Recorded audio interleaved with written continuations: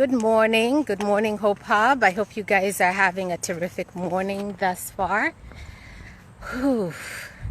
How does God speak to you? How does God speak to you? I was I was on my morning walk, and when I started off the walk, I was asking God to show me the way. Am I headed in the right direction in my life? What am I doing? I was just uncertain about a whole lot of things. And, I'm one of those people that is always seeking clarity and certainty. I don't like being in a place where I'm not sure if I'm doing the right thing, or if I'm in the right pathway. So started off, it's a beautiful day, the sun is shining, and I said, okay, God, I'm here, I'm listening. Back in the day, when I asked you for messages or signs, there were signs everywhere. I used to see number plates, actually, license plates, I should say. And I would be walking or driving, and a car would come and cut in front of me, and it would say victory, or it would say but God, or it would say, you know how people have those vanity tags, and the number plate would say love or faith or JER 2911. I would be like, oh my God, this is God talking to me. And I would see those number plates everywhere. But once I got out of that season, I stopped seeing them. So I would be looking around and I wouldn't see them. So anyway, this morning I was saying to God, God, before I embark on this chapter in my life, which is a new chapter every day, show me a sign that I'm on the right path. Show me where I need to go. Show me where destiny is, what path you would have me on. Let me tell you, and this is all I'm probably going to say today, is I'm running and I stopped by a house and the number is 333. And I don't believe in numerology, but I was like, okay, how come I never see that number? But recently, every time I look at the clock, it says 333 and 1111, right? All these numbers. And I was even telling my husband, I'm like, every time I look at the clock, it's 1111 or 333. And I'm not even trying to do that. I just happen to be in the car at 333 and I look up and there it is. So I know it's crazy. But so today I'm running 333 and I'm like, I ain't never seen this house. Okay. So I continue on, and it's a beautiful, gorgeous house. And I continue on running on a totally different street. And I stop by a street that has all these cartons around it. And I'm like this, like, whew, because I was out of breath. And I look, and the address is 333. And I was like, whoa. And it's completely different. Okay, look at where I stopped. Is that freakish? That's a lighthouse. So anyway, I stop and I look. There's cartons all around, and it says culture stone or something. The cartons say culture stone, and I guess it's a brick type business, and maybe they're doing their roofing or something like that. And then I'm like, okay, God, what are the signs that you're giving me? What is this 333? So I look up I stop running.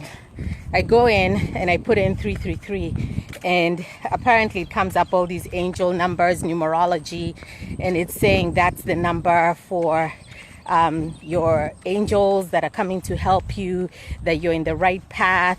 It's the number also for SOS when someone is needing help. It's a universal number. And then what else did it say? It's also biblically, it's an invitation from God that you need to, I guess, come into the path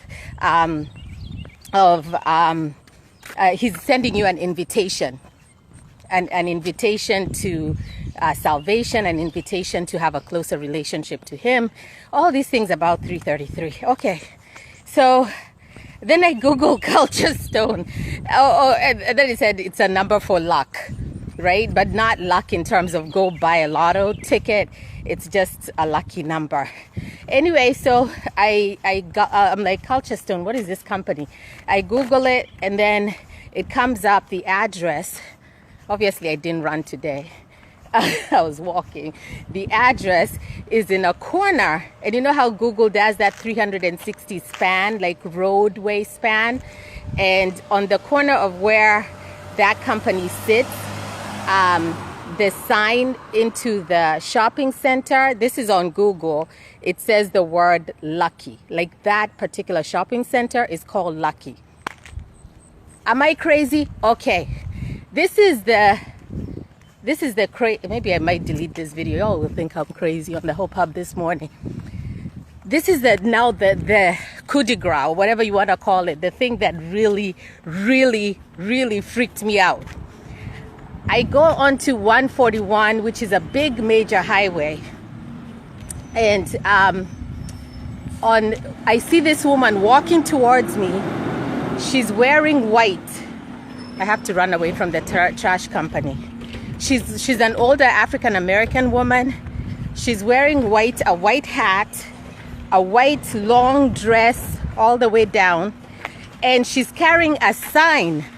Yo, guys, she's carrying a sign, and it's like a sign that's kind of made from the house, white sign in cardboard, and on it she has written in pencil. I didn't even read the whole thing because she was just walking like this, holding it up like this, smiling. Old white African American woman. She's just holding it towards the highway like this, and it's just like a sign, like just a sign. Okay. On the sign, it says, from what I could gather, maybe the first sentence or two, because then I saw Jesus. So I was like, okay, it's a Bible verse that she has holding up to the road, which must be very important to her in the morning on the pavement, on the side of the road, walking with her sneakers. It says, Jesus is the way, the truth, and the life. And that's all I got, because I didn't get a chance to read the whole thing, because otherwise I would be following her. But I was like, I glanced at her and I was like, hey. And I said, good morning. And I said, amen. And she's just like, and she just continued walking. And I was like, ain't that a trip? So, so I go and I'm like, that is a sure sign from God. So anyway, I go on Google and I put in Jesus is the way, the truth, and the life, because I wanted to know what verse that is, because I'm like, this is a crazy, weird morning. I'm like, why not put it up? It says, Thomas, the same question I asked this morning of God. He said to Jesus, if we do not know where you're going, how will we know the way? If we do not know where you're going, so if you're asking God this morning, if, Lord, I do not know where you're going with this particular thing and road that you have me on, how will I know the way? And Jesus answered, I am the way, the truth, and the life. Period. And that's what I read this morning. So I don't know, maybe that's for someone. It was for me today, that I should stop searching and searching and searching to see who out there is doing what I'm doing, who out there has my answer, who out there can give me the certainty and the clarity, because Jesus is the way, the truth, and the life.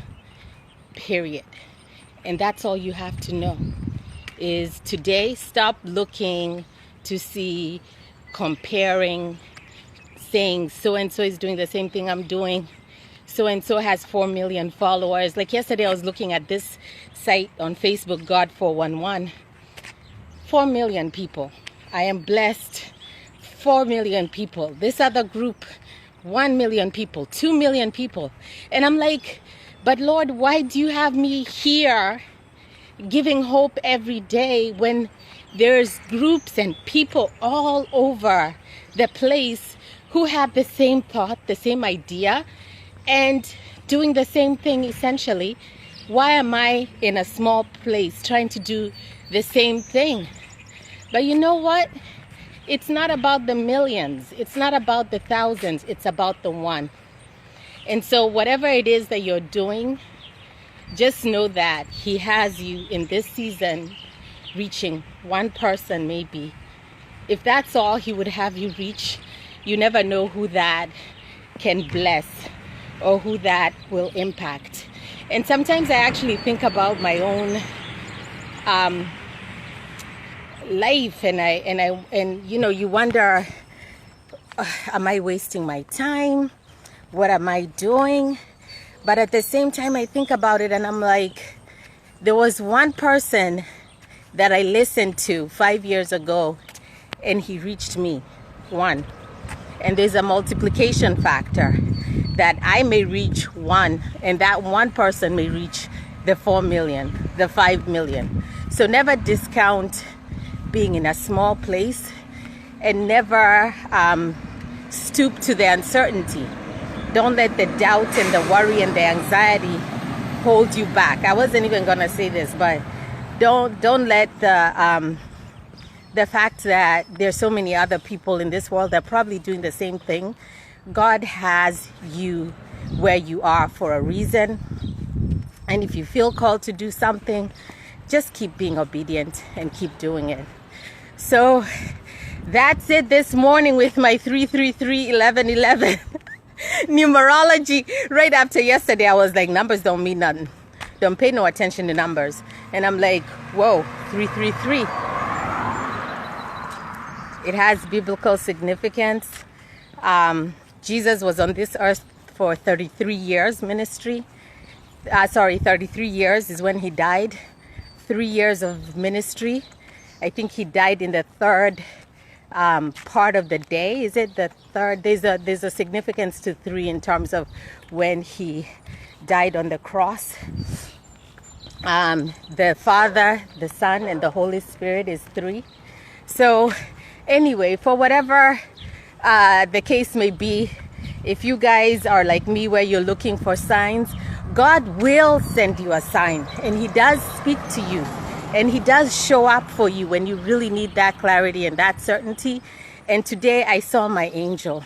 I saw this woman, and she carried that sign, and she said to me, through her sign, Jesus is the way, the truth, and the life.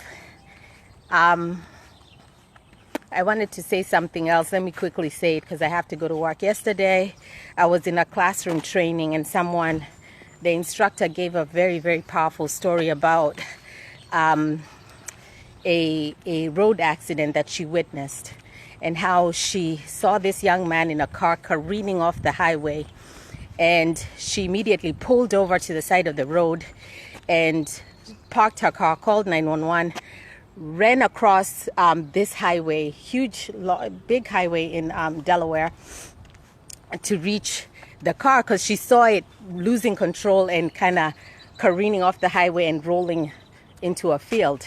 So because she saw it happening, she pulled over, called 911, got out the car, and with 911, she's running across the road, got to where he was, and he had been thrown out the car in the field. And she ran to him and started talking to him, and he was still alive. And so she was like, she had seen a car seat on the road, on the grassy patch. And so she asked him, hey, what's your name? Blah, blah, blah. Were you alone in the car? And he said, no, I wasn't alone. She said, oh my God. And by then there was another woman that had come, another young girl that had come. And so the young girl, she tells the young girl, please look in the car because I think there was someone else in the car. Maybe it was a child because I see a car seat. So this girl says, no, I'm not going to do that, because she was freaked out. So she goes back to the car to check and see if there was someone, and looking around the field. And she sees a man sitting in the passenger seat. And she's like, oh my God, are you okay? Was there anyone else with you in this car? And he says, he's like a guy, he's a man, fully suited up, dressed in white. And she asks him, was there anyone else in the car? Are you okay? And he says, yes, I'm okay, but you need to go shut your car door. So she's like, what? And she turns around and she looks at the highway where her car was, and the door was shut. And she turns back, and this man is gone, and he wasn't there anymore. And she's like, wait, what happened? She goes back to the man, I won't say his name, the young man who was lying on the field. And so she's talking to him, she's talking to the dispatchers. And I think she's telling the young man, I don't want to say his name, she's telling him, you're okay, don't worry, you'll be fine. And he asked her, did I die? And she says, no, you didn't die. You're here with me. Don't worry. The 911 is coming. At the same time, okay, this story is long. His mom calls. So this is all happening within minutes. His mom calls. She gives his phone to this young girl. Like, pick up the phone. It's his mom. The young girl is like, no, I'm not going to pick up the phone. I know his mom. No, I'm not going to talk to him. So she picks up the phone, talks to his mom, tells his mom, you need to get here immediately. Your son was in an accident. We're laying here. We're waiting for the 911, blah, blah, blah, blah. So the mom says, okay, I'm on my way. So anyway, 911 comes within 12 minutes. So the whole time she's on the grassy field with this young man, comes within 12 minutes, take him out with the ambulance, and he doesn't make it. And so he passed on. So she was telling this whole story because the section she was talking about in her training was about stress and that whole fight response, and talking about how she fought to get to him. Because when the 911 and the paramedics came and the police came and started taking the incident report, they asked her, how did you get to where he was? Because apparently on the road, on the field where he was, before you got to where he was, there was a huge ditch with water. And she did not know how she crossed over and got to where he was. And she's like, I don't know. I didn't see a ditch. I just ran. It's almost like she flew to where he was. That's how fast she did. She has no memory of getting to where he was. And the police are like, no, there's no way you ran from your car straight to where he was and got there without falling in this huge ditch, because they had even put planks to kind of like be a sign to where people would see them and not try and cross over. And she says, I have no idea. So anyway, apparently like a couple days later, when she's now thinking about this whole incident later, she had a huge bruise on her hip, and they think, or her family members think, that she did actually fall in the ditch. She just doesn't remember falling. And then later on, when she recalls this man that was in the car suited up, because she asked, where the heck did this passenger go? And she even asked the young girl while they were on the field, asking them, did he run off? Where did this man go to? And the young girl had told her, there was no other person in the car, but apparently you saw him, and so did this young man who passed on. And so up till today, she believes, this was 2 years ago, she believes that this was an angel that was in the car. And when she asked him, was there anyone else in the car? Are you okay? And all these questions, he told her, go shut your car door, in order for her to turn her face away from him.